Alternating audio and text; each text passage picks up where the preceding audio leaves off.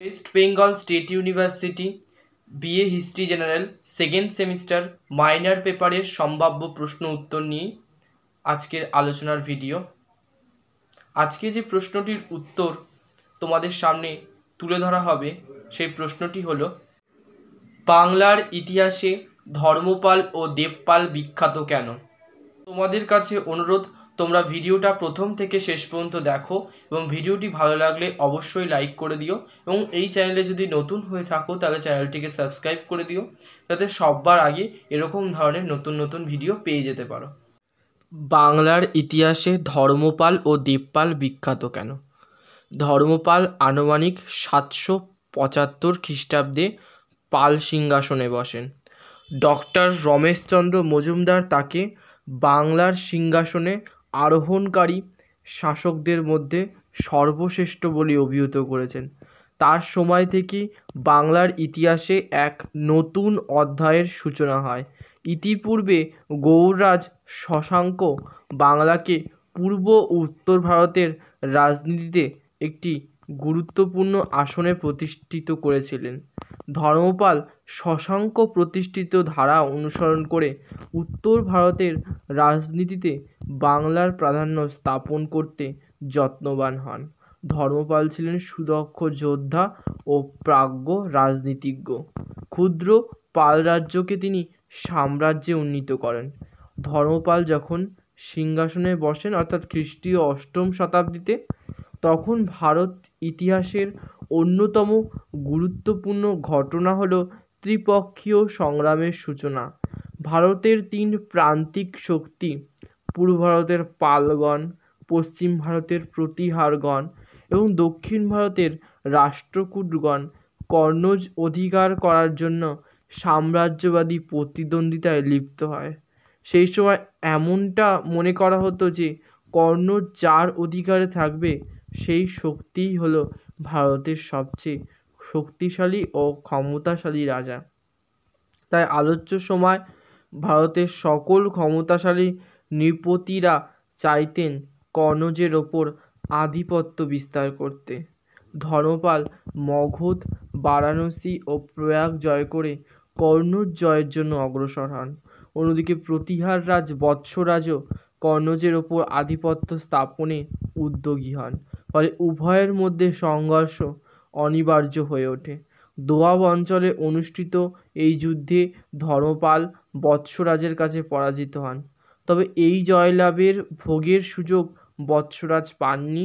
তার আগেই রাষ্ট্রকূটরাজ ধ্রুব তাকে পরাজিত করেন এবং বৎসরাজ রাজপুতানার মরুভূমিতে আশ্রয় নিতে বাধ্য হন।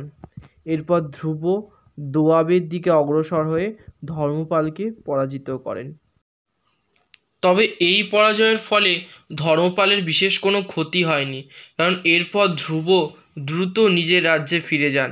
বৎসরাজের পরাজয় ও ধ্রুবের প্রত্যাবর্তনের ফলে উত্তর ভারতে যে শক্তিশূন্যতার সৃষ্টি হয়, ধর্মপাল তার পূর্ণ সুযোগ গ্রহণ করেন। খালিমপুর তাম্রশাসন থেকে জানা যায় যে ধর্মপাল উত্তর ভারতের নানা অঞ্চল জয় করে কনৌজে যে দরবারের অনুষ্ঠান করেন, তাতে উত্তর ভারতের নানা অঞ্চলের রাজারা উপস্থিত হয়ে তার প্রতি বশ্যতা জানান। খালিমপুর লেখতে কনৌজের দরবারে উপস্থিত রাজাদের তালিকা পাওয়া যায়। এই রাজাদের মধ্যে ছিলেন ভোজ, মৎস্য, মদ্র, পুরু, যদু, যবন, অবন্তী, গান্ধার ইত্যাদি। ডক্টর রমেশচন্দ্র মজুমদার মনে করেছেন যে এই দেশগুলির শাসকরা তার সার্বভৌমত্ব মেনে নিয়েছিলেন। এরা ধর্মপালের পরোক্ষ শাসনাধীন ছিলেন। ধর্মপালের বিরুদ্ধে এমন অভিযোগ তোলা যেতে পারে যে রাষ্ট্রকূটরাজ 3য় গোবিন্দের উত্তর ভারতে অভিযানের সময় তিনি কোনো সামরিক কৃতিত্ব দেখাননি। এমনকি তার মিত্র চক্রায়ুধ সহ তার কাছে আত্মসমর্পণের মাধ্যমে নতি স্বীকার করেছিলেন। আসলে বাস্তব পরিস্থিতি বিচার করে ধর্মপাল রাষ্ট্রকূট রাজের বিরুদ্ধে না গিয়ে বশ্যতা স্বীকার তথা আপোষের নীতি নিয়েছিলেন। ধর্মপাল যথার্থই অনুভব করেছিলেন যে উত্তর ভারতে সাম্রাজ্য বিস্তার করা রাষ্ট্রকূট রাজের উদ্দেশ্য নয়। তিনি স্বল্পকালের মধ্যেই দাক্ষিণাত্যে ফিরে যাবেন এবং সেই সুযোগে তিনি উত্তর ভারতীয় রাজনীতিতে প্রাধান্য বিস্তার করবেন। তার এই দূরদর্শিতা বাস্তবে ফলপ্রসূ হয়েছিল। ধর্মপালের কৃতিত্ব কেবলমাত্র রাজ্য বিজেতা হিসাবে ছিল না, তিনি শিক্ষা সংস্কৃতির পৃষ্ঠপোষক ছিলেন। বৌদ্ধ ধর্মের পৃষ্ঠপোষক হিসাবে তিনি বহু বৌদ্ধ মঠ নির্মাণ করেন। বুদ্ধের অনুরাগী হিসাবে তিনি বিক্রমশীল উপাধি ধারণ করেন। মগধের বিখ্যাত বিক্রমশিলা বিহার তিনি নির্মাণ করেন। সোমপুরী ও দন্তপুরী বিহার নির্মাণের আংশিক কৃতিত্ব হয়তো তারই প্রাপ্য। ধর্মপালের মতো যজ্ঞপিতার যোগ্য ও পুত্র দেবপাল 810 খ্রিস্টাব্দে বাংলার সিংহাসন আরোহণ করেন। দেবপালকে পাল সাম্রাজ্যের সর্বশ্রেষ্ঠ নরপতি বলা হয়, কারণ তার সময় পাল সাম্রাজ্য সব থেকে বেশি বিস্তৃতি লাভ করে। দেবপালের সবথেকে গুরুত্বপূর্ণ কৃতিত্ব এই যে তার পিতার সময় থেকেই উত্তর ভারতে কর্ণজের অধিকার নিয়ে যে শাশ্বত ত্রিপক্ষীয় সংগ্রাম চলছিল, তাতে তিনি যোগদান করে এই সময় প্রতিহার রাজ রামভদ্রকে শোচনীয়ভাবে পরাস্ত করেন এবং এর ফলে কিছুকালের জন্য প্রতিহার শক্তি উত্তর ভারতের রাজনীতিতে নিষ্প্রভ হয়ে পড়ে। আবার প্রতিহার রাজ প্রথম ভোজ সিংহাসনে বসলে পাল প্রতিহার দ্বন্দ্বের সূচনা হয়।